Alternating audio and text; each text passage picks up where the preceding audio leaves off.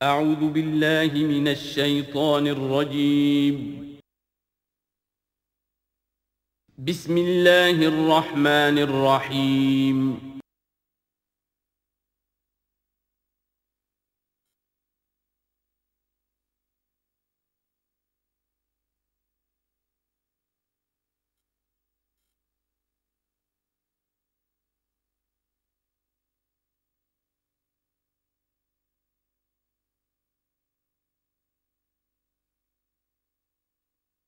اعوذ باللہ من الشیطان الرجیم بسم اللہ الرحمن الرحیم الذین ينفقون اموالهم باللیل والنہار سرا وعلانیۃ فلہم اجرہم عند ربہم ولا خوف علیہم ولا هم یحزنون الذین یاکلون الربا لا یقومون الا کما یقوم الذی یتخبطہ الشیطان من المس ذلک بانہم قالوا انما البیع مثل الربا واحل اللہ البیع وحرم الربا فمن جاءه موعظة من ربه فانتهى فله ما سلف وأمره إلى الله ومن عاد فأولئك أصحاب النار هم فيها خالدون صدق الله العظيم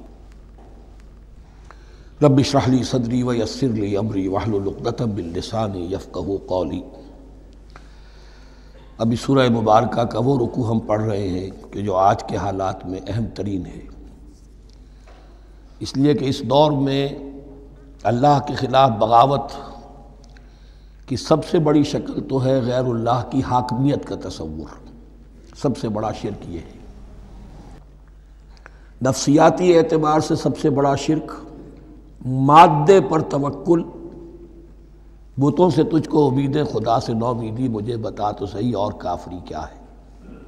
لیکن یہ نفسیاتی اور داخلی بات ہے۔ خارجی اور واقعاتی دنیا میں سب سے بڑا شرک اس وقت وہ غیر اللہ کی حاکمیت، جو اب عوامی شکل اختیار کر گئی، عوامی حاکمیت۔ اور اس کے بعد اس وقت کے گناہوں میں، بدعملی میں سب سے بڑا فساد جو ہے وہ سود کی بنیاد پر ہے۔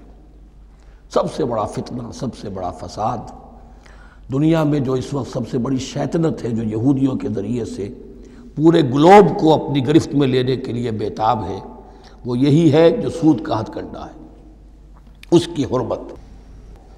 یہاں ایک سوال میرے ذہن میں کبھی کبھی پیدا ہوتا تھا کہ یہ جو پہلی آیت ہے اس کا تعلق تو انفاق فی سبیل اللہ کے ساتھ ہے، اسے پچھلے رکوع کے ساتھ شامل ہونا چاہیے تھا، لیکن بعد میں یہ حقیقت مجھ پر منکشف ہوئی کہ بڑی حکمت کے ساتھ اس آیت کو اس رکوع کے ساتھ شامل کیا گیا ہے۔ وہ حکمت میں بعد میں بیان کروں گا۔ الذین ينفقون اموالهم باللیل والنہار، وہ لوگ کہ جو اپنا مال خرچ کرتے رہتے ہیں رات کو بھی دن میں بھی، سرم وعلانیتاً، خفیہ طور پر بھی اعلانیہ بھی، صدقات واجبہ اعلانیہ، صدقات نافلہ خفیہ، انفاق فی سبیل اللہ خفیہ۔ فلہم اجرہم عند ربہم ولا خوف علیہم ولا هم یحزنون، ان کے لیے ان کا اجر محفوظ ہے ان کے رب کے پاس، نہ ان پر کوئی خوف طاری ہوگا اور نہ ہی وہ کسی حزن سے دوچار ہوں گے۔ الذین یاکلون الربا، اب ربا کا مسئلہ شروع ہو رہا ہے، جو سود کھاتے ہیں۔ وجہ کیا ہے؟ اصل مسئلہ ہے اس سرپلس ویلیو کا۔ آپ کا کوئی شغل ہے، آپ کی ملازمت ہے، آپ کما رہے ہیں، آپ کا خرچ پورا ہو رہا ہے، کچھ بچت بھی ہو رہی ہے۔ اب اس بچت کا اصل مصرف کیا ہے؟ یسألونک ماذا ينفقون قل العفو۔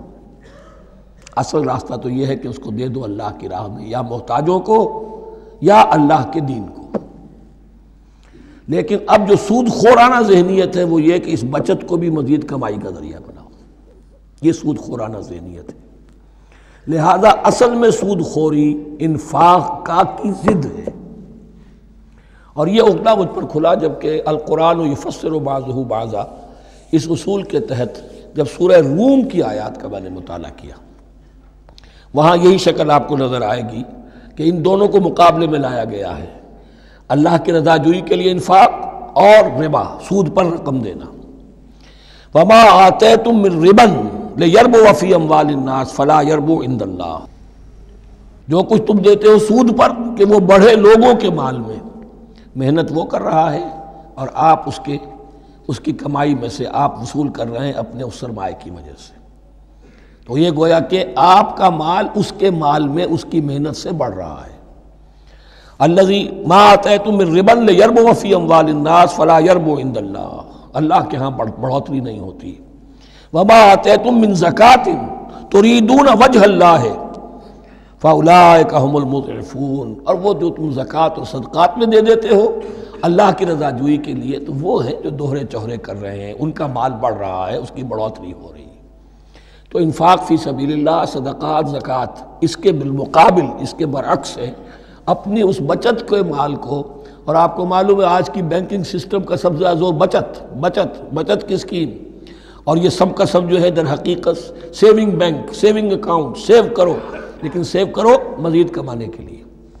سیو جو ہے اس لیے نہیں ہے کہ اپنا پیٹ کاٹو اور غرباء کو دو، اپنا سٹینڈرڈ آف لیونگ کم کرو اور اللہ کے دین کے لیے خرچ کرو، یہ نہیں، بلکہ اس لیے کہ وہ جو تم بچاؤ وہ ہمیں دو، تاکہ وہ ہم سود پر زیادہ رقم، زیادہ شرح سود پر دوسروں کو دیں اور تھوڑا شرح سود تمہیں دے دیں.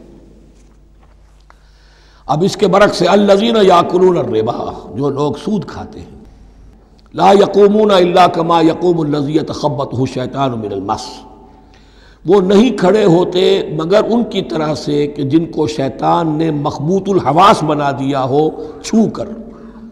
یہاں عام طور پر یہ سمجھا گیا کہ یہ قیامت کے دن کا نقشہ ہے. یہ قیامت کے دن کا نقشہ تو ہوگا ہی، اس دنیا میں بھی سود خوروں کا حال یہی ہے.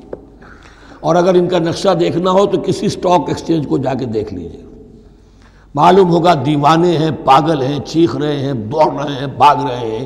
وہ انسان نہیں نظر آتے اس وقت جو بھی کچھ ہو رہا ہوتا سٹاک ایکسچینج کے اندر. مخبوط الحواس انسان جو ہے وہ ہو جاتا ہے یہ سود خوری کی وجہ سے.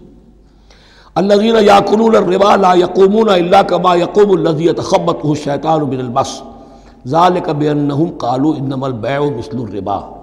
اور ان کے سب سے بڑھ کر مخبوط الحواس ہونے کا مظہر یہ ہے، یہ اس لیے کہ وہ کہتے ہیں کہ بیع بھی تو ربا کی طرح ہے، بیع بھی تو سود ہے. میں نے 100 روپے کا مال خریدا 110 میں بیچ دیا، 10 بچ گئے، یہ ربا ہے، ربا جائز ہے. 100 روپے کسی کو دیے اور 110 لیے، یہ سود ہو گیا. بھائی کیوں ہو گیا؟ 100 روپے کی شے دے دی، یہ 100 روپیہ دے دیا، کیا فرق پڑا؟ 10 لاکھ کا مکان بنایا، 4000 کے قرضے کے ماہانہ کرائے پر دے دیا، جائز ہو گیا. 10 لاکھ کسی کو دیا اور اس سے 4000 روپیہ مہینہ دینا شروع کیا، یہ سود ہو گیا، حرام ہو گیا. عقلی طور پر یہ باتیں ہیں کہ جو سود کے حامیوں کی طرف سے کہی جاتی. انما البیع مثل الربا، بیع میں بھی جو نفع ہوتا ہے، ربح اور ربا، یہ میں اس وقت بیان کر چکا ہوں سورہ بقرہ کے دوسرے رکوع کے ضمن میں. تو یہ جان لیجئے کہ اس ظاہری سی مناسبت کی وجہ سے ان کا مخبوط الحواس لوگ جو ہیں وہ اس دونوں کے اندر کوئی فرق محسوس نہیں کرتے. یہاں اللہ تعالیٰ نے ان کے قول کا عقلی جواب نہیں دیا، بلکہ جواب کیا دیا؟ احل اللہ البیع وحرم الربا. اللہ نے بیع کو حلال قرار دیا ہے اور ربا کو حرام قرار دیا ہے. اب تم بات یہ کرو، اللہ کو مانتے ہو یا نہیں؟ رسول کو مانتے ہو یا نہیں؟ قرآن کو مانتے ہو کہ نہیں؟ یا اپنی عقل کو مانتے ہو؟ اگر تم مسلمان ہو، اگر تم مومن ہو، تو اللہ کا حکم جو وہ فرمائے، نہ صرف اللہ کا، جو رسول کا ہے. ما آتاکم الرسول فخذوہ وما نہاکم عنہ فانتہوا، جو کچھ رسول تمہیں دے لے لو، اور جس چیز سے روک دے رک جاؤ. یہ تو شریعت کا معاملہ ہے. ویسے اس میں جو فرق واقع ہوتا ہے وہ یہ ہے کہ ایک ہے فلوئڈ منی، فلوئڈ کیپٹل، ایک ہے فکسڈ کیپٹل. مکان 10 لاکھ کا ہے، لیکن مکان سے جو شخص رہ رہا فائدہ کیا اٹھائے گا؟ 1 مہینے رہے گا نا، بس اس کا بدل آپ نے لے لیا. 10 لاکھ روپے کسی کو نقد دے دیے، وہ کسی کام میں لگائے گا، 12 لاکھ بھی بن سکتے ہیں، 15 بھی لگ سکتے ہیں، 8 بھی رہ سکتے ہیں. اس میں آپ نے فکسڈ اگر لیا تو یہ حرام ہے. ان دونوں میں اگرچہ عام طور پہ کہا جائے گا یہ بھی کیپٹل ہے وہ بھی کیپٹل ہے، مکان بھی تو سرمایہ کی ایک شکل ہے، لیکن یہ فکسڈ کیپٹل ہے، اس کی شکل بدل نہیں رہی ہے. اس مکان میں تو ایک شخص رہ جائے گا، سکنا ہوگا، اس کی رہائش ہے، یا آپ کہیں گے اس کی ویئر اینڈ ٹیئر ہے تو اس کا آپ نے بدل لے لیا، بس ختم. لیکن وہ جائے گا، وہ مکان آپ کے لیے رہ جائے گا. لیکن یہ کہ 10 لاکھ جس کو دیا نقد، وہ کاروبار کرے گا، کچھ اور کہیں لگائے گا، اس کے اندر اضافہ بھی ہو سکتا ہے، کمی بھی ہو سکتی ہے. اس میں پھر فکسڈ پروفٹ لینا یہ ہے حرام، اور ان دونوں میں کوئی مناسبت نہیں.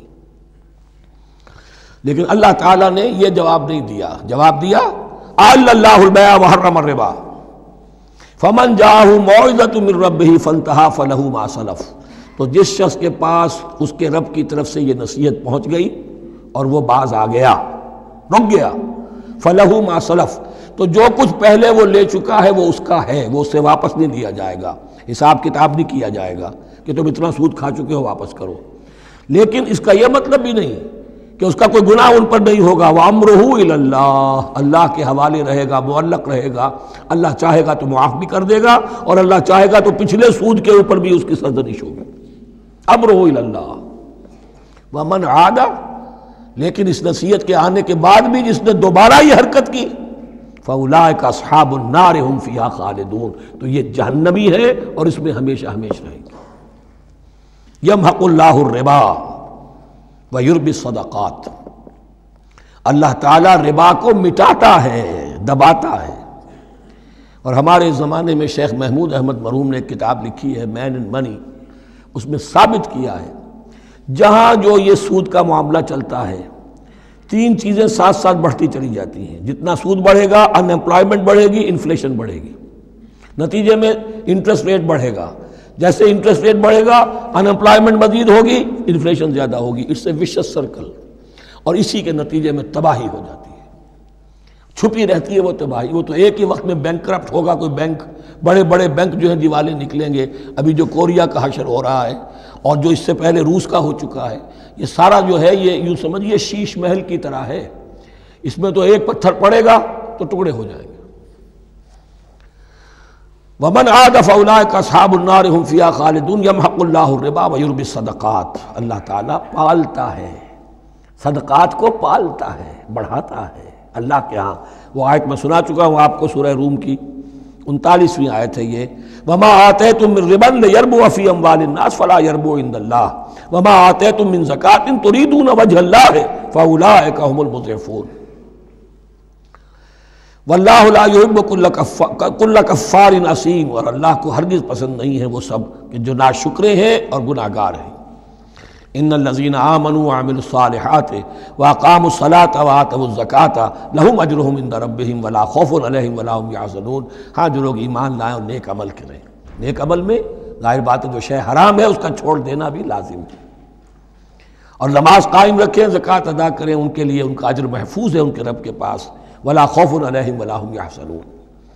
یا ایھا الذین آمنوا اتقوا اللہ وذروا ما بقی من الربا، اے ایمان والو اللہ کا تقوی اختیار کرو اور چھوڑ دو جو رہ گیا ہے سود میں سے۔ آج فیصلہ کر لو کہ جو بھی کچھ تم نے کسی کو قرض دیا تھا اب اس کا سود چھوڑو۔ یا ایھا الذین آمنوا اتقوا اللہ وذروا ما بقی من الربا ان کنتم مؤمنین، اگر تم مومن ہو۔ فَإِن لَمْ تَفْعَلُوا، اور اگر تم نے ایسا نہ کیا، باز نہ آئے، فَاذَنُوا، تو کان کھول کر سن لو، بِحَرْبٍ مِّنَ اللَّهِ وَرَسُولِهِ، اللہ اور اس کے رسول کی طرف سے اعلان جنگ۔ یہ الٹیمیٹم ہے اگر باز نہیں آتے سود سے۔ دیکھیے کسی اور گناہ پر یہ بات نہیں آئی،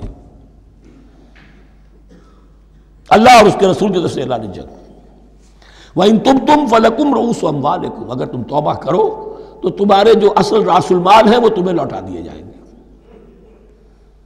سود چھوڑ دو، راس المال واپس لے لو۔ لا تظلمون ولا تظلمون، نہ تم ظلم کرو سود لے کر اور نہ تم پر ظلم کیا جائے کہ تمہارا راس المال بھی دبا دیا جائے۔ لا تظلمون ولا تظلمون۔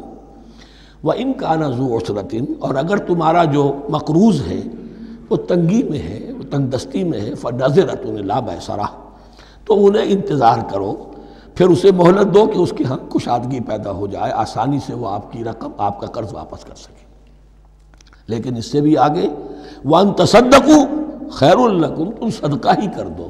تمہارا بھائی غریب تھا، اس کو تم نے قرض دیا تھا، کچھ سود لے کر کھا بھی چکے ہو، اب جو ہے سود، اب تو باقی سود کو تو چھوڑا ہی ہے، اگر وہ راس المال بھی بخش دو اس کو، یہ انفاق ہو جائے گا، یہ قرض حسنہ اللہ کو ہو جائے گا، یہ تمہارا جو ہے ذخیرہ آخرت بن جائے گا۔ تو یوں سمجھیے کہ جو بھی جو ہے جس کو سرپلس ویلیو میں نے کہا تھا اسلامی معیشت کے اندر، جو بچت ہے آپ کی، اس بچت کا سب سے اونچا مصرف کیا ہے؟ صدقہ دے دو، انفاق کر دو۔ اس سے کم تر کیا ہے؟ قرض حسنہ، قرض دے دو کسی کو تاکہ وہ اپنی ضرورت چلا لے، اس کا کاروبار رکا ہوا تھا وہ چل پڑے گا اور تمہیں پھر وہ اپنی اصل رقم واپس کر دے گا. یہ قرض حسنہ اس سے کم تر درجہ ہے. تیسرا درجہ ایک اور بھی ہے جو جائز تو ہے مکروہ، پسندیدہ نہیں ہے.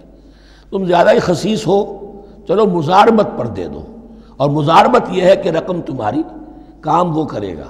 اگر بچت ہو جائے تو تم بھی لے لینا، اگر نقصان ہو جائے تو کوئی تاوان نہیں لے سکتے اس سے. یہ ہے مزاربت.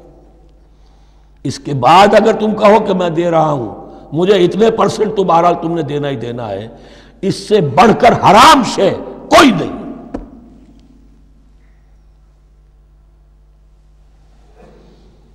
وَإِنْ كَانَ ذُو عُسْرَةٍ فَنَظْرَةٌ إِلَىٰ مَيْسَرَةٍ، تو اگر وہ ہے مقروض تمہارا وہ تنگی میں ہے پھر انتظار کرو، اسے مہلت دو اس کی کشائش تک.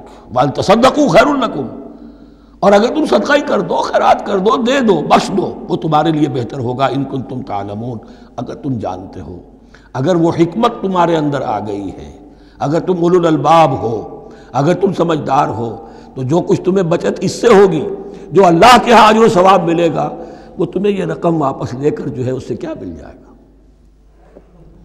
وَاتَّقُوا يَوْمًا تُرْجَعُونَ فِيهِ إِلَى اللَّهِ، یہ آیت آخری آیت ہے قرآن کی نزول کے اعتبار سے. آیت ڈرو اس دن سے، تو دیکھیے وہی آیت یاد کیجئے. وَاتَّقُوا يَوْمًا لَا تَجْزِي نَفْسٌ عَن نَفْسٍ شَيْئًا وَلَا يُقْبَلُ مِنْهَا شَفَاعَةٌ وَلَا يُؤْخَذُ مِنْهَا عَدْلٌ وَلَا هُمْ يُنصَرُونَ. وَاتَّقُوا يَوْمًا لَا تَجْزِي نَفْسٌ عَن نَفْسٍ شَيْئًا وَلَا يُقْبَلُ مِنْهَا عَدْلٌ وَلَا تَنفَعُهَا شَفَاعَةٌ وَلَا هُمْ يُنصَرُونَ. وَاتَّقُوا يَوْمًا تُرْجَعُونَ فِيهِ إِلَى اللَّهِ، ڈرو اس دن سے جس دن کے لوٹا دیے جاؤ گے تم اللہ کی طرف. ثُمَّ تُوَفَّىٰ كُلُّ نَفْسٍ مَا كَسَبَتْ، پھر ہر جان کو پورا پورا دے دیا جائے گا جو کمائی اس نے کی ہوگی. وَهُمْ لَا يُظْلَمُونَ، اور ان پر کوئی ظلم نہیں ہوگا. اب یہ قرآن مجید کی طویل ترین آیت آ رہی ہے، آیت دین. کوئی قرض کا معاملہ ہے، کوئی قرض کا معاملہ ہے کہ آپ نے کسی کو قرض دیا، یا کوئی کاروباری معاملہ ہے، اشتراک ہے جس میں کہ جو بھی ہوگا بعد میں نتائج نکلیں گے. ان سب کے بارے میں حکم ہے کہ لکھ لیا کرو. ہم کیا کرتے ہیں قرض دیتے ہوئے، اب دوست ہے، بھائی ہے، عزیز ہے، کیا لکھوانا، اس سے کیا کہے گا، اعتماد نہیں ہے. کاروبار شروع ہو گیا، زبانی باتیں کر لی، اس کے بعد رو رہے ہیں، چیخ رہے ہیں، چلا رہے ہیں. یا ایھا الذین آمنوا اذا تداینتم بدین الی اجل مسمى فاکتبوہ، اے اہل ایمان جب بھی تم کوئی معاملہ کرو قرض کا ایک وقت معین تک کے لیے، ایک تو وقت معین ہونا چاہیے، یہ قرض دے رہے ہیں کب واپس ہوگا. فاکتبوہ، تو اس کو لکھ لیا کرو. یہ فعل امر ہے، الامر للوجوب، واجب ہے یہ. وَلْيَكْتُبْ بَيْنَكُمْ كَاتِبٌ بِالْعَدْلِ، اور چاہیے کہ کوئی لکھنے والا تمہارے مابین عدل کے ساتھ، لکھنے والا کوئی ڈنڈی نہ مار جائے، انہیں بھی چاہیے کہ وہ صحیح صحیح لکھے. وَلَا يَأْبَ كَاتِبٌ أَن يَكْتُبَ كَمَا عَلَّمَهُ اللَّهُ فَلْيَكْتُبْ، اور کسی بھی شخص کو جسے اللہ نے سکھایا ہوا ہے کتابت لکھنے کا کام، تو اس کو انکار نہیں کرنا چاہیے لکھنے سے. اللہ نے اسے یہ علم دیا ہے، اسے چاہیے کہ لکھ دے. اس لیے کہ اس معاشرے میں پڑھے لکھے لوگ تو بہت کم ہوتے تھے. اب بھی یہ ہوتا ہے، عرائض نویس وغیرہ ہوتے ہیں، وثیقہ نویس ہوتے ہیں، پیسے دے کے ان کو جو لکھواتے ہیں. لیکن اگر کوئی وثیقہ نفیس جو ہے بے ایمانی کرے اور لکھنے میں کوئی کمی کر جائے تو جو جس کے اوپر ذمہ داری ہے اسے نقصان پہنچ جائے گا. وَلْيَكْتُبْ بَيْنَكُمْ كَاتِبٌ بِالْعَدْلِ، اور چاہیے کہ لکھنے والا تمہارے مابین انصاف کے ساتھ لکھے. وَلَا يَأْبَ كَاتِبٌ أَن يَكْتُبَ كَمَا عَلَّمَهُ اللَّهُ فَلْيَكْتُبْ، اور نہ انکار کرے کوئی لکھنے والا اس سے کہ وہ لکھے جیسے اللہ نے اسے سکھایا ہے تو لکھنا چاہیے. وَلْيُمْلِلِ الَّذِي عَلَيْهِ الْحَقُّ، لکھتے وقت املا وہ کرائے جس کے ذمے رقم آ رہی ہے، جس پر حق آ رہا ہے. علیہ الحق، وہ لکھوائے. جس کا مال ہے وہ نہ لکھوائے، جس پر ذمہ داری آ رہی ہے وہ لکھوائے کہ میں کیا ذمہ داری لے رہا ہوں. وَلْيَتَّقِ اللَّهَ رَبَّهُ، اور اللہ سے ڈرتا رہے اپنے رب سے. وَلَا يَبْخَسْ مِنْهُ شَيْئًا، اور لکھوانے میں اس میں سے کوئی شے کم نہ کر دے. فَإِنْ كَانَ الَّذِي عَلَيْهِ الْحَقُّ سَفِيًّا، اب اگر وہ جو مقروض ہے، جو قرض لے رہا ہے، جس کے ذمے کوئی ذمہ داری آ رہی ہے، وہ ناسمجھ ہے یا بوڑھا ہے، ضعیف ہے، اور لا يستطيع ان يمل، یا اس کے اندر یہ اتنی صلاحیت نہیں ہے کہ املا کرا سکے، یہاں املا کے معنی میں ہے. ہوا فلیملل ولیہ بالعدل، تو اگر وہ نہیں املا کرا سکتا تو اس کا کوئی ولی ہو، اس کا کوئی وکیل ہو، اس کا کوئی اٹارنی ہو، وہ اس کی طرف سے اس کو لکھوائے۔ واستشہدوا شہیدین من رجالکم، یہ ایک ہی آیت چل رہی ہے ابھی، پورے رکوع کے اوپر ایک آیت پھیلی ہوئی ہے، سوائے آخر میں تھوڑا سا حصہ دوسری آیت آئے گی۔ واستشہدوا شہیدین من رجالکم، اور گواہ بنا لیا کرو دو اپنے مردوں میں سے، فإن لم یکونا رجلین، اور اگر دو مرد دستیاب نہ ہو، فرجل وامرأتان، تو ایک مرد اور دو عورتیں، ممن ترضون من الشہداء، اور وہ بھی دونوں کے نزدیک مقبول ہوں شہداء، کہ ہاں دونوں کو اعتماد ہے ان پر۔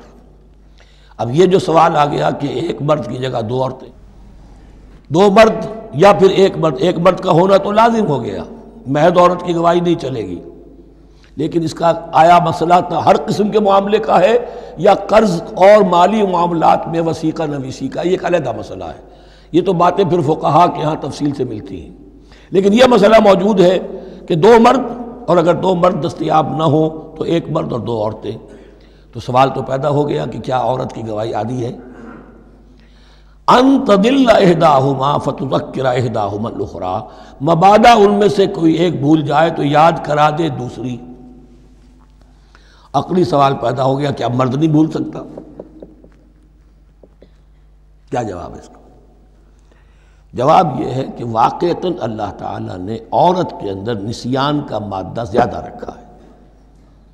الا یعلم من خلق وہو اللطیف الخبیر، کیا وہی نہ جانے گا جس نے پیدا کیا ہے؟ اس نے پیدا کیا ہے، وہ جانتا ہے۔ نسیان کا مادہ کیوں زیادہ رکھا یہ بھی سمجھ لیجئے، عقلی بات ہے، منطقی بات ہے۔ She has to play the role of number 2، اسے مرد کے تابع رہنا ہے، جو نمبر 2 ہوتا ہے اس کے اوپر اس کے کبھی احساسات کے اوپر، کبھی جذبات کے اوپر کوئی نہ کوئی کوفت، کوئی قدورت آتی ہے، اور اس میں اللہ تعالیٰ نے ان کا سیفٹی والو رکھا ہوا، بھول جانا، اگر بھولنا نہ ہو، یاد ماضی عذاب ہے یا رب، چھین لے مجھ سے حافظہ میرا، یہ نسیان جو ہے یہ بھی ایک بہت بڑی نعمت ہے، ورنہ تو کوئی صدمہ دل سے اترے ہی نا، کوئی غصہ کبھی ختم ہوئی نا، تو بھولنے کا معاملہ یہ سیفٹی ویلو اللہ نے عورت میں زیادہ رکھا ہے، اس لیے کہ اسے مرد کے تابع ہو کر رہنا ہے، اور جب تابع ہو کر رہنا ہے تو اسے زیادہ اس کے احساسات پہ، جذبات پر زیادہ مواقع آئیں گے کہ اس کو کچھ زک پہنچے، اس کے لیے یہ سیفٹی ویلو کے نسیان ہے، یہ زیادہ رکھ دیا گیا ہے۔ ان تضل احداہما فتذکر احداہما الاخری، اب یہ کہ اگر یہ بات سمجھ میں نہ آتی تب بھی اللہ کا حکم ہے ماننا ہے، اگر فسک کیپٹل اور فلوئڈ کیپٹل کا فرق سمجھ میں نہیں آتا تب بھی بیع حلال ہے، ربا حرام ہے، اللہ خیر صلی اللہ احل اللہ البیع وحرم الربا، لیکن اگر حکمت سمجھ میں آ جائے تو نور علی نور۔ ولا یأبی الشہداء اذا ما دعوا، اور نہ انکار کریں گواہ جب کہ ان کو بلایا جائے، اب گواہی کے لیے بلایا جائے تو گواہ نہیں آ رہے، نخرہ کر رہے، نہیں، ان کو آنا چاہیے، جو اللہ کی کوئی گواہی جو ہے اگر چھپائی ہے تو بہت بڑا ظلم ہے۔ ولا تسأموا، اور اس سے تھکو مت، کسل مت کرو، سستی مت کرو، ان تکتبوہ، کہ تم لکھو اسے، صغیرا او کبیرا، چاہے چھوٹا معاملہ ہو چاہے بڑا ہو، الی اجلہ، وقت معین کے لیے، اتنا قرض دے رہا ہوں، اتنے وقت میں آپ نے مجھے لوٹانا ہے، اس کے بعد آپ بڑھا سکتے ہیں، آپ دیکھ سکتے ہیں، اسے مزید مہلت دے سکتے ہیں، ایسے ہی حالات ہیں تو آپ معاف بھی کر سکتے ہیں، لیکن یہ کہ جب لکھنا ہے، حکم دیا جا رہا ہے تو اس میں اجل معین ہو، الی اجلہ، اور اس میں چھوٹے بڑے کی تفریق نہ کرو، چاہے چھوٹا مسئلہ بڑا لکھ لو، ذالکم اقسط عند اللہ، یہ اللہ کے نزدیک بھی زیادہ مبنی بر انصاف ہے، واقوم للشہادہ، اور گواہی کے لیے زیادہ قوی ہوگا اور زیادہ درست ہوگا، لکھی ہوئی شے ہوگی تو اب معاملہ جو ہے بہت واضح رہے گا، ورنہ زبانی یادداشت کے اندر کہیں کہیں جو ہے تعبیر ہی میں فرق ہو جاتا۔ وعدنا اللہ ترتابو، اور یہ اس کے بہت قریب ہے کہ تم بھولو گے نہیں، الا ان تکون تجارتا حاضرتا تدیرونہا، الا یہ کہ کوئی لین دین ہو، تجارت ہو جو حاضر ہوتی ہے دست بدست، آپ نے سودا دیا، اس نے پیسے دے دیے، اب کیش بھی وہ دے دیجئے یا آپ دینا چاہیں تو، ورنہ یہ شریعت میں لازم نہیں ہے۔ اگر ایسا دست بدست کا معاملہ ہے تو پھر یہ ہے کہ وہ تو ہو گیا ایکسچینج، وہ مال جو ہے دکاندار نے مال دیا، آپ نے پیسے دے دیے، اس کے لکھنے کی ضرورت نہیں ہے۔ الا ان تکون تجارۃ حاضرۃ تدیرونھا بینکم، تو اگر وہ تجارت ہو کہ نقد تمہاری چلتی ہے، آپس میں لین دین ہو رہا ہے، فلیس علیکم جناح الا تکتبوھا، تو کوئی حرج نہیں ہے تم پر کہ اسے نہ لکھو۔ واشہدوا اذا تبایعتم، اور گواہ بنا لیا کرو جب کوئی مستقبل کا سودا کرو۔ یہ بیع سلم جو ہوتی ہے یہ مستقبل کا سودا ہے، قرض کا سودا ہے۔ بیع سلم بھی ایک طرح کا قرض ہے۔ آج آپ طے کرتے ہیں کسی شخص سے، کسی کاشتکار سے، زمیندار سے کہ اگلا موسم جو آئے گا فصل کا، گیہوں کی فصل کا، تو اتنے روپے من کے حساب سے 500 من گندم میں آپ سے لوں گا۔ یہ بیع سلم کہلاتی ہے، اور اس میں لازم ہے کہ پوری قیمت ابھی ادا کر دیں۔ لیکن اس میں بھی کہ اس وقت آپ کو اتنی گندم دینی ہے، اس کو لکھوا لو اور اس پر 2 گواہ بنا لو۔ واشہدوا اذا تبایعتم ولا یضار کاتب ولا شہید، اور نہ نقصان پہنچایا جائے کسی لکھنے والے کو یا گواہ کو، اور نہ نقصان پہنچائے کوئی لکھنے والا یا گواہ۔ یہ یضار دونوں کے لیے آ جائے گا، یہ معروف بھی ہے اور مجرور بھی ہے۔ نہ ضرر پہنچایا جائے اور نہ ضرر پہنچائے، نہ کوئی کاتب اور نہ کوئی شہید گواہ۔ وَإِن تَفْعَلُوا، اگر تم ایسا کرو گے، نقصان پہنچاؤ گے، فَإِنَّهُ فُسُوقٌ بِكُمْ، تو یہ تمہارے لیے بہت بڑے گناہ کی بات ہوگی۔ وَاتَّقُوا اللَّهَ، اللہ سے ڈرو، وَيُعَلِّمُكُمُ اللَّهُ، اللہ تمہیں تعلیم دے رہا ہے، وَاللَّهُ بِكُلِّ شَيْءٍ عَلِيمٌ، اللہ ہر چیز کا علم رکھنے والا ہے۔ یہ ایک آیت ہوئی ہے، آخری پارے کی میرا خیال 4 5 6 صورتیں جمع کر لیں تو جا کر یہ ایک آیت کا حجم برابر ہوگا۔ جو میں نے کہا تھا کہ آیات کی تعیین توقیفی ہے، یہ ہمارے حساب کتاب سے، گرامر سے، منطق سے، علم بیان سے کسی سے کوئی تعلق نہیں اس کا۔ وَإِن كُنتُمْ عَلَىٰ سَفَرٍ، اور اگر تم سفر پر ہو، وَلَمْ تَجِدُوا كَاتِبًا، اب وہاں کوئی لین دین کا معاملہ ہو گیا، قرض کا ہو گیا، کاتب کوئی ہے نہیں، فَرِحَانٌ مَقْبُوضَةٌ، تو کوئی گروی شے رکھ لو قبضے میں، فلاں شے آپ کے قبضے میں رہے گی، آپ اتنے پیسے مجھے دے دیجئے، میں جب یہ واپس کر دوں گا اپنی چیزیں آپ، میری چیز مجھے لوٹا دیجیے گا۔ یہ رہن ہے مقبوضہ، لیکن رہن سے کوئی فائدہ اٹھانے کی اجازت نہیں، وہ سود ہو جائے گا۔ اگر مکان رہن رکھا گیا ہے، قبضہ تو ہوگا اس کا، لیکن یہ کہ وہ اس کا کرایہ نہیں لے سکتا، کرایہ مالک کو جائے گا، اس سے کوئی استفادہ نہیں کر سکتا اس مال سے۔ رہان مقبوضہ۔ فَإِنْ أَمِنَ بَعْضُكُمْ بَعْضًا، پھر اگر کوئی شخص اب اطمینان کرتا ہے اور اعتبار کرتا ہے تم میں سے بعض کسی بعض کا، فَلْيُؤَدِّ الَّذِي اؤْتُمِنَ أَمَانَتَهُ، تو اب چاہیے اس شخص کو کہ جس کے اوپر یہ امانت آئی ہے، اگرچہ اس کے پاس رہن دینے کو کچھ نہیں تھا، یا یہ کہ دوسرے بھائی نے اس پر اعتماد کیا اور اس کی وجہ سے کوئی شے رہن نہیں لی، تو اب اس سے کوئی غلط فائدہ نہ اٹھائے، وہ گویا کہ اس کے پاس جو اس نے قرض لیا امانت ہے، اس کے پاس وہ امین بنایا گیا ہے۔ فَلْيُؤَدِّ الَّذِي اؤْتُمِنَ أَمَانَتَهُ، کہ اپنی امانت واپس لوٹائے، وَلْيَتَّقِ اللَّهَ رَبَّهُ، اور ڈرے اللہ سے جو اس کا رب ہے۔ وَلَا تَكْتُمُوا الشَّهَادَةَ، اور دیکھو گواہی کو چھپایا نہ کرو، وَمَنْ يَكْتُمْهَا فَإِنَّهُ آثِمٌ قَلْبُهُ، اور جو کوئی گواہی کو چھپائے گا تو اس کا دل گناہ میں مبتلا ہو جائے گا، دل داغدار ہو گیا تو رہ کیا گیا۔ وَاللَّهُ بِمَا تَعْمَلُونَ عَلِيمٌ، اور جو کچھ تم کر رہے ہو اللہ اسے جانتا ہے۔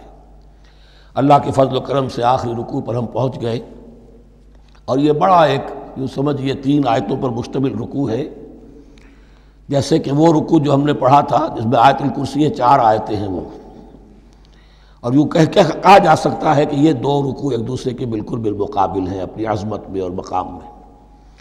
آیت الکرسی کی جگہ یہاں ایک دعا کی آیت ہے، جامع ترین دعا جو آئے گی آخری آیت میں، للہ ما فی السماوات و ما فی الارض۔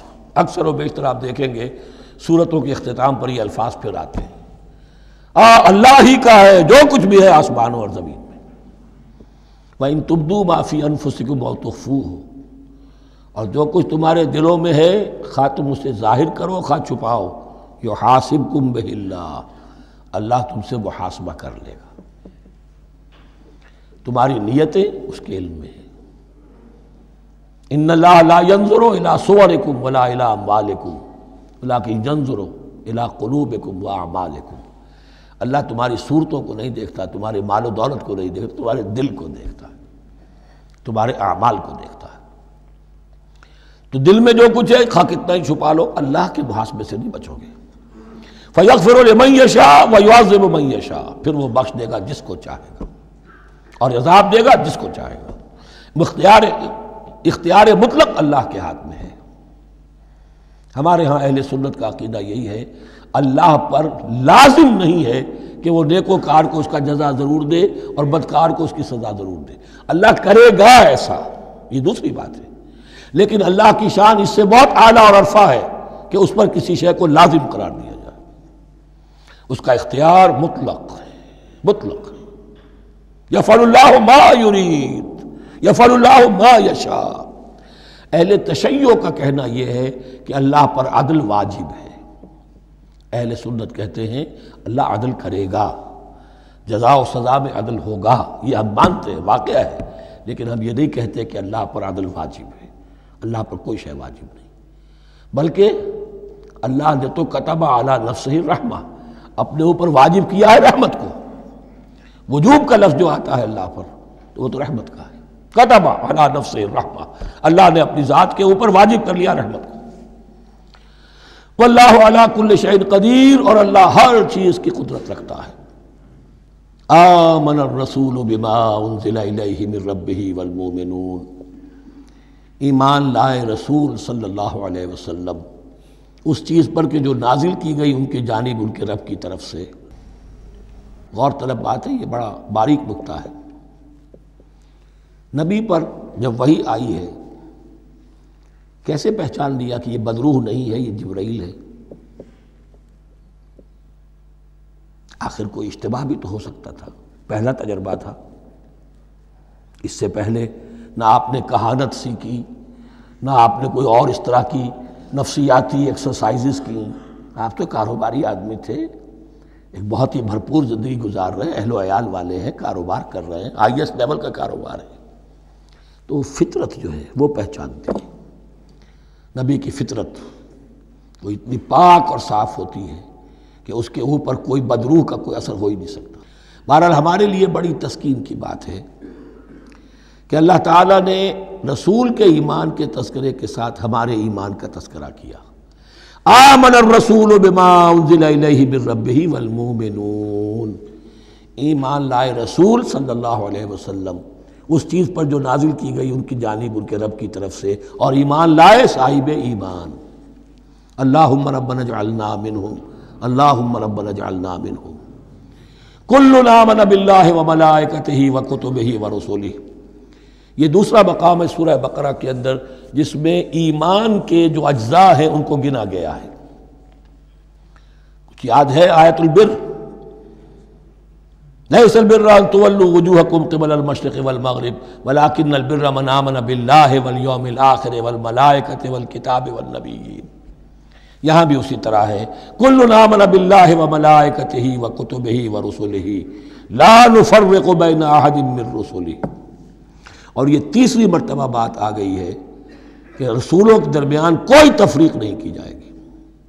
کہاں؟ پہلے تو آیا تھا 16ویں رکوع میں، لا نفرق بین احد منہم ونحن له مسلمون، اور اس سے بھی پہلے آیا تھا والذین یؤمنون بما انزل الیک وما انزل من قبلک، وہ لوگ جو ایمان رکھتے ہیں اس پر بھی جو ہے نبی آپ پر نازل کیا گیا اور اس پر بھی جو آپ سے پہلے نازل کیا گیا۔ لا نفرق بین احد من رسلہ، ہم اس کے رسولوں میں سے کسی کے مابین کوئی تفریق نہیں کرتے۔ تفضیل اسی صورت میں ثابت ہے، تلک الرسل فضلنا بعضهم علی بعض منهم من کلم اللہ ورفع بعضهم درجات وقالوا سمعنا واطعنا، وہی بات کہ جو کہی گئی تھی جب ان سے کہا گیا تھا واسمعوا، کیا کہا تھا انہوں نے؟ سمعنا وعصینا، سمعنا واطعنا، وہ کہتے ہیں ہم نے سنا اور مانا۔ غفرانک ربنا، ہماری درخواست ہے پروردگار، تیری بخشش مانگتے ہیں۔ غفرانک، نون پر زبر ہے، مفعول ہے، نسألک غفرانک، اے اللہ ہم تجھ سے سوالی ہیں، تجھ سے طلب کرتے ہیں، درخواست کرتے ہیں تیری مغفرت کا۔ وإلیک المصیر، اور تیری ہی جانب لوٹ جانا ہے۔ یہاں پر وہ ایمان بالآخرہ بھی آ گیا جو یہاں اوپر نہیں آسان، آمن باللہ وملائکتہ وکتبہ ورسلہ، پھر رسولوں کے ضمن میں لا نفرق بین احد من رسلہ، لیکن اس کے بعد وإلیک المصیر، مغفرت اور اللہ کی طرف ہی لوٹ جانا ہے ہمارا، اس میں ایمان بالآخرہ آ گیا۔ اب آخری آیت، لا یکلف اللہ نفسا الا وسعها، اللہ تعالیٰ نہیں ذمہ دار ٹھہرائے گا کسی جان کو مگر اس کی وسعت کے مطابق۔ یہ بہت بڑے فضل و کرم والی آیت ہے، جیسے میں نے کہا تھا میگنا کارٹا جو ہے انسانی حقوق کا، کہ اجیب دعوت الداع اذا دعان، جہاں بھی مجھے کوئی پکارے، جب پکارے میں اس کی پکار سنتا ہوں، قبول کرتا ہوں۔ ہاں فَلْيُؤْمِنُوا بِي فَلْيَسْتَجِيبُوا لِي، انہیں بھی چاہیے کہ میرا کہنا مانے، دو طرفہ بات چلے گی، یک طرفہ نہیں۔ میری مانو، اپنی منواؤ، تم دعائیں کرو گے ہم قبول کریں گے، تم ہماری بات نہیں مانتے پھر تمہاری دعا تمہارے منہ پر دے ماری جائے گی۔ کرتے رہو قنوت نازلہ 40 دن کے 80 دن پڑھتے رہو، ڈھاکہ تو بیٹھ ہی جائے گا، بیٹھ گئے۔ یہودیوں سے شکست تو ہو ہی جائے گی، ہو گئی۔ کرتے رہو، حرمین میں پڑھتے رہو قنوت نازلہ، مکے میں پڑھو، مدینے میں پڑھو، پوری دنیا میں پڑھو۔ اللہ کو پیٹھ دکھائی ہوئی ہے، اس کے دین کو پاؤں تلے روندا ہوا ہے، اللہ کے باغیوں سے دوستی ہے، کسی نے قبلہ ماسکو کو بنایا تھا اور کسی نے واشنگٹن کو بنایا تھا، تمہاری دعائیں کیسے قبول ہوں؟ لیکن یہ جو آیت ہے یہ اس اعتبار سے بہت بڑی رحمت کی آیت ہے کہ اللہ تعالیٰ کے ہاں وہ اندھے کی لاٹھی والا معاملہ نہیں ہے کہ تمام انسانوں سے محاسبہ ایک ہی سطح پر ہو۔ اللہ جانتا ہے کس کی کتنی وسعت ہے، اور وسعت کن چیزوں سے بنتی ہے۔ آپ کو کوئی اور جین ملے ہیں، مجھے کوئی اور جین ملے ہیں، انہیں کوئی اور جین ملے ہیں، یہ جینز، ان جینز کی اپنی اپنی خصوصیات ہیں، خصائص ہیں، پراپرٹیز ہیں، لیمیٹیشنز ہیں۔ آپ کو کوئی اور ماحول ملا، اسے کوئی اور ماحول ملا، اسے کوئی اور ماحول ملا، تو hereditary factors multiplied by environmental factors, ان دونوں سے ایک شخصیت کا ہیولہ بنتا ہے انسان کا، جس کو پیٹرن کہتے ہیں ہمارے مستری لوگ۔ جب لوہے کا کوئی شے جو ہے ڈھالنی ہے تو اس کے لیے پہلے مٹی کا یا لکڑی کا ایک پیٹرن بناتے ہیں، انگریزی میں پیٹرن ہے، وہ پیٹرن کہتے ہیں ہمارے مستری لوگ۔ اب آپ لوہا جو ہے اس کو جب اسے کر لیں گے، مائع بنا لیں گے، گلا لیں گے، پھر اس میں ڈالیں گے، وہی شکل ہو جائے گی۔ یہ شاکلہ ہے ہر انسان کا جو بن جاتا ہے۔ قُلْ كُلٌّ يَعْمَلُ عَلَى شَاكِلَتِهِ فَرَبُّكُمْ أَعْلَمُ بِمَنْ هُوَ أَهْدَىٰ سَبِيلًا، اس شاکلہ کے اندر آپ کو محنت کرنی ہے۔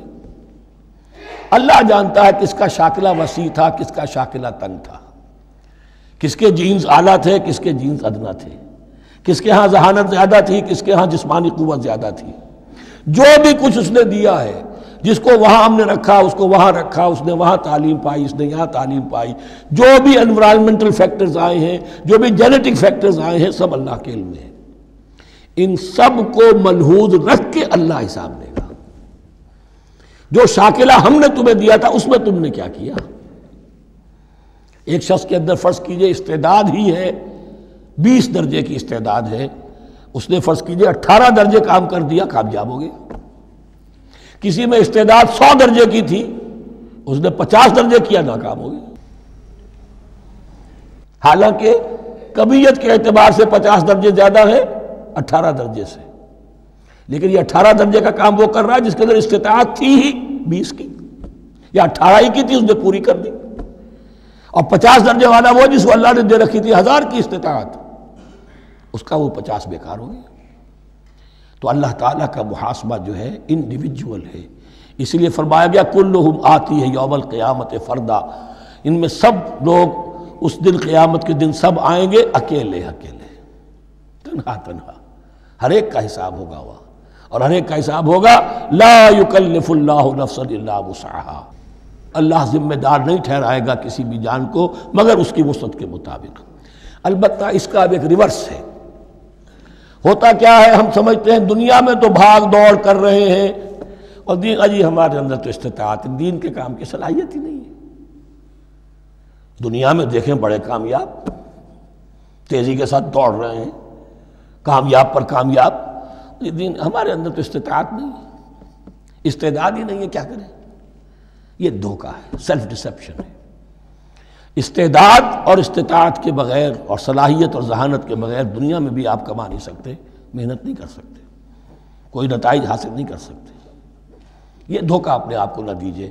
یہ ہے جو کچھ کر سکتے ہو کیجئے، کھودیے اپنی شخصیت کو، کھود کر جو نکال سکتے ہو نکال دیجئے. ہاں آپ نکال سکیں گے اتنا ہی جتنا آپ کے اندر ودیت ہے، زیادہ کہاں سے لے آئیں گے؟ اور اللہ نے کس میں کیا ودیت کیا ہے وہ جانتا ہے. اس کا حساب لینا جو ہے، محاسبہ، وہ اس پر ہے کہ جو اس نے تمہیں دیا ہے. لا، اور یہ مضمون قرآن مجید میں 5 مرتبہ آیا ہے بہت اہمیت کے ساتھ. لا یکلف اللہ نفسا الا وسعها لها ما کسبت وعلیہا ما اکتسبت. اسی جان کے لیے ہے جو اس نے کمایا، اور اس کے اوپر وبال بنے گا جو اس نے برائی کمائی. لیکن لام اور علا، لہا ما کسبت، جو بھی اس نے نیکی کمائی اس کے حق میں ہے، اس کے لیے ہے، اس کا اجر ملے گا، ثواب ملے گا. اور جو بدی کمائی وہ اس پر وبال بنے گا، اسی کے لیے اس کو سزا ملے گی، اسی کے حوالے سے. اب وہ آخری دعا آ گئی، جامع ترین اور عظیم ترین دعا ہے قرآن مجید کی. ربنا لا تؤاخذنا ان نسینا او اخطانا. اہل ایمان کے راستے پر، عمل صالح کے راستے پر مقدور بھر، امکان بھر اپنی شخصیت کے کونوں کھدروں میں سے بھی نکال کر، اپنی ریزیڈول انرجیز کو بھی نکال کر اللہ کی راہ میں لگا دیں. لیکن اس کے بعد بھی کوئی غرہ نہ ہو، کوئی غرور نہ ہو، کوئی اپنی محنت پر، اپنی نیکی پر، اپنی کمائی پر، اپنے کارناموں پر کہیں انسان دھوکہ نہ کھا جائے. کیفیت کیا رہنی چاہیے؟ وہ یہ ہے تواضع، عجز ان کے ساری. ربنا لا تؤاخذنا ان نسینا او اخطانا. اے رب ہمارے، ہم سے مواخذہ نہ کیجو اگر ہم بھول جائیں یا ہم سے خطا ہو جائے. نسیان بھی ہے، الانسان مرکب من الخطاء والنسیان. انسان کے اندر یہ دونوں چیزیں، خطا اور نسیان، یہ تو گنجی ہوئی ہیں. خطا یہ ہے کہ آپ نے اپنی امکانی حد تک تو نشانہ ٹھیک لگایا تھا، نشانہ خطا ہو گیا، ٹھیک ہے، کوئی بات نہیں، آپ کی نیت صحیح تھی. ایک اجتہاد کرنے والا اجتہاد کر رہا ہے، امکانی حد تک اس نے کوشش کی ہے کہ صحیح رائے تک پہنچے، لیکن خطا ہو گئی، اللہ معاف کرے گا. اس نے اپنی امکانی کوشش کی تھی، لہذا اسے ثواب ملے گا. مجتہد مخطی بھی ہو تو ثواب ملے گا. مجتہد مصیب ہے، صحیح رائے پر پہنچ گیا ہے تو دوہرا ثواب ملے گا. لیکن مجتہد مخطی ہے تب بھی ثواب ملے گا. تو بھول چوک پر، یہ بھول چوک، خطا جو ہے چوک صحیح ہے بالکل لفظ اس کے لیے، چوک جانا، نشانہ چوک گیا. تو اے پروردگار جو بھی ہم سے سرزد ہو جائے، غلطی ہو جائے، بھول کی وجہ سے یا خطا کی وجہ سے، اس پر مواخذہ نہ کیجو. ربنا ولا تحمل علینا اصرا کما حملتہ علی الذین من قبلنا. اور اے رب ہمارے، ہم پر وہ بوجھ نہ ڈالیو جس سے ہم لے کر چل نہ سکیں. دیکھیے ایک حمل ہوتا ہے جس سے حمال کا لفظ بنا ہے، جس کو لے کر انسان چلتا ہے. حمال اس بوری کو یا بوجھ کو اٹھا کر چل رہا ہے. جو آپ کی طاقت میں ہے اور جس سے لے کر آپ چل سکیں وہ ہے حمل. اور جو ہو آپ کو بٹھا دے، اسر اس کو کہتے ہیں. یہ لفظ سورہ اعراف میں پھر آئے گا، یضع عنہم اسرہم والاغلال التی کانت علیہم. حضور کی شان یہ بھی تھی کہ انہوں نے لوگوں کے بوجھ جو ان کی طاقت سے بڑھ کر تھے ان کے کندھوں سے اتار دیے. ربنا ولا تحمل علینا اصرا کما حملتہ علی الذین من قبلنا. اے اللہ تو نے بڑے بڑے بھاری بوجھ ہم سے پہلے لوگوں پر ڈالے. شریعت بھی پہلے بھاری تھی، بہت سے معاملات ہم نے دیکھ لیے. روزہ ہمارے لیے کتنا آسان کر دیا گیا، رات کو نکال دیا روزے سے، کہہ دیا خاص طور پہ کھاؤ پیو ضرور، سحری ضرور کرو، تسحروا فإن فی السحور برکہ. کتنی آسانی ہے. رات میں تعلق زن و شو کی اجازت ہے. وہاں ان کے روزے میں چپ بھی تھا، چپ بھی رہو، نہ کھاؤ نہ پیو، نہ تعلق زن و شو، نہ گفتگو. تو آسانی کی ہے. ان کے ہاں یوم سبت کا حکم تھا اتنا سخت، کوئی کام نہیں کرو گے. ہمارے ہاں وہ تھوڑے سے وقت کے لیے، اذا نودی للصلاۃ من یوم الجمعۃ فاسعوا الی ذکر اللہ وذروا البیع. اذان سے لے کر اور نماز کے ادا ہو جانے تک ہر کاروبار دنیاوی حرام ہے. لیکن اس سے پہلے اس کے بعد آپ کر سکتے ہیں، تو آسانی ہے۔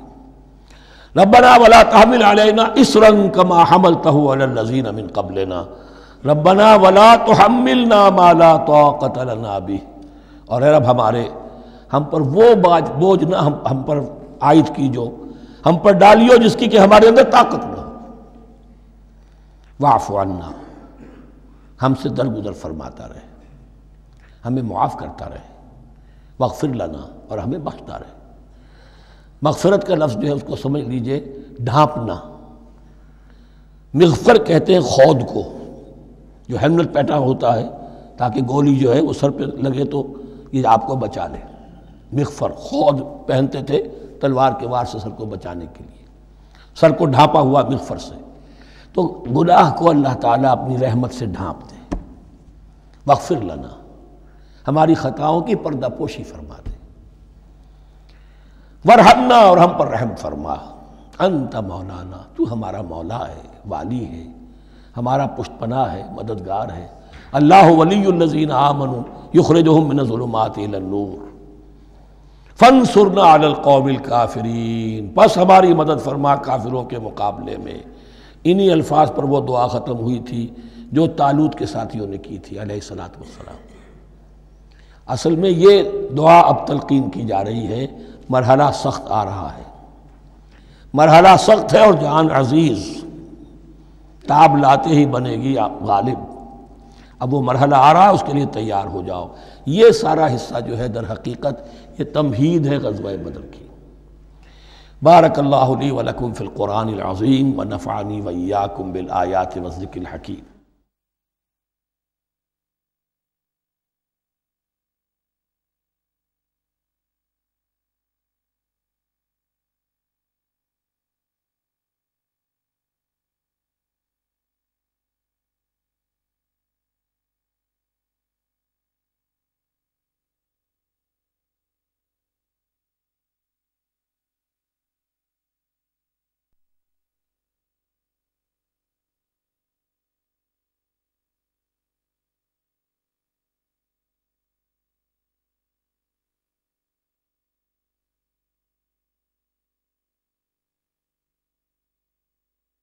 أعوذ بالله من الشيطان الرجيم. بسم الله الرحمن الرحيم.